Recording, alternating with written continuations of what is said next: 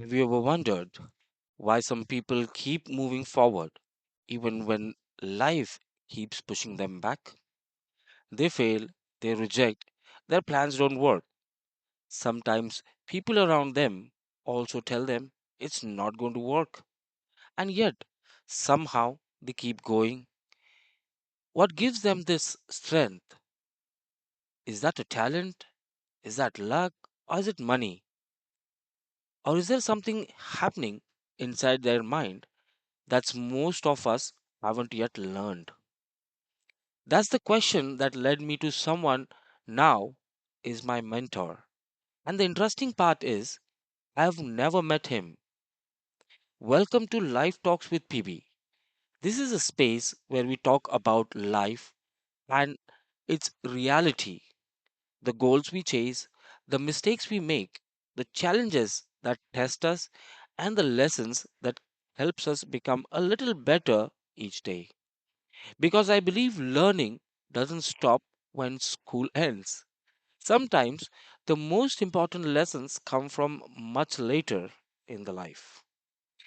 And for these 5 days, I've chosen a mentor whose work has given millions of goals, how they handled failure, and what helped them keep moving forward when success didn't come their way. He brought many of these lessons together in his best known book, Think and Grow Rich. But there's something about this title I want to clarify. For me, the most interesting word isn't rich, it's think. Because the way we think can influence the way we see problems, the decisions we make, and the actions we take. Take a simple example. You face a setback. One person thinks it's not going to work, wherein you think it's going to work. What do you do then?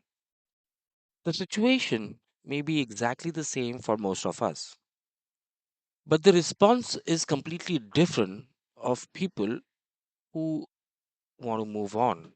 And that's what makes Hill's idea interesting to me. They are not just about achieving some distance vision of success. They're about approach the next decision, the next challenge, the next opportunity, and sometimes the next attempt. So, over the next 5 days, that's what we are going to explore together. We'll take some Napoleon Hill's key ideas and connect them with the situation most of us understand. We'll talk about having clear desire, believe in yourself, dealing with failure, building persistence, and continuing after your confidence is shattered. But I don't want this to be a lecture. I certainly don't want you to simply listen, agree, and move on.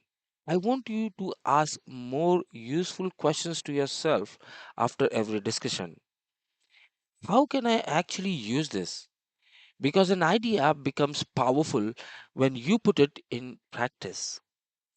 You read something, you think about it, you try it, you learn from the results, and then you try again. That's the kind of learning I want to share here on Life Talks with PB.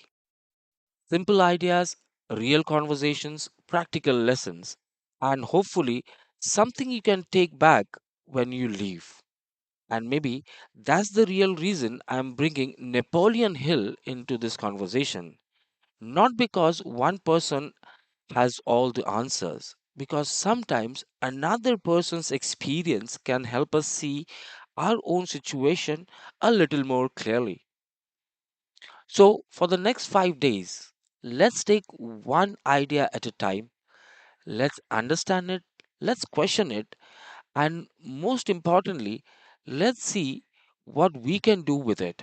Because you never know when one simple idea can change the way you approach your next challenge. So that's where we are starting with questions Napoleon Hill spent exploring years.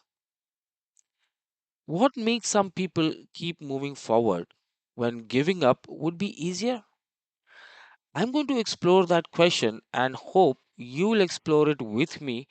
And thank you so much once again for subscribing to Life Talks with PB.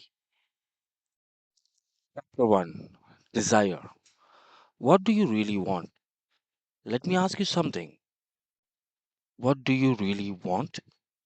Just think about it for a moment.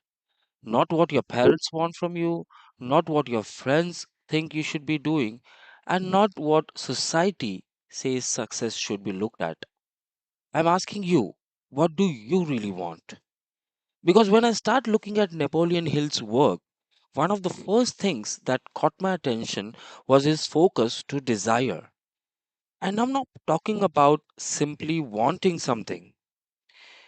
We all want something or the other thing. Yeah, we want a job, we want more money, we want a business to work, we want a better home, a healthier life, a successful business, more freedom, more happiness, relationship, and the list is ongoing. But Hill takes an idea of desire much further. He talks about having a definite desire. And the word definite really matters because that's a big difference between saying, I want to be successful, and being able to say, this is what I want, and this is what I'm going to work towards. Think about it. If you walk into a taxi and say, take me somewhere nice, yeah, what do you think the driver is going to ask? Where? That's exactly the problem many of us have. We want to move forward, but we haven't decided where we are actually heading. So we stay busy, we work, we worry, we plan, we scroll, we compare ourselves with other people. Being busy isn't the same as moving in the right direction. And this is where I find Hill's idea useful. Before asking, how do I get there? We first need to answer, where am I going? That's what a definite desire gives you, direction. And once you have direction, your decisions start becoming easier. Let's say you want to change your career. The desire can't simply be a better job. Okay? What does better mean?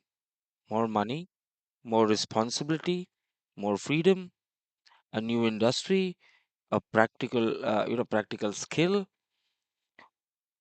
Once you become clear, you can start doing something about it. You can learn, you can prepare, you can speak to people, you can apply, you can practice, and even you can take action. The desire is what gives you an aim. But there's another part that I think is even more important. Wanting something isn't enough.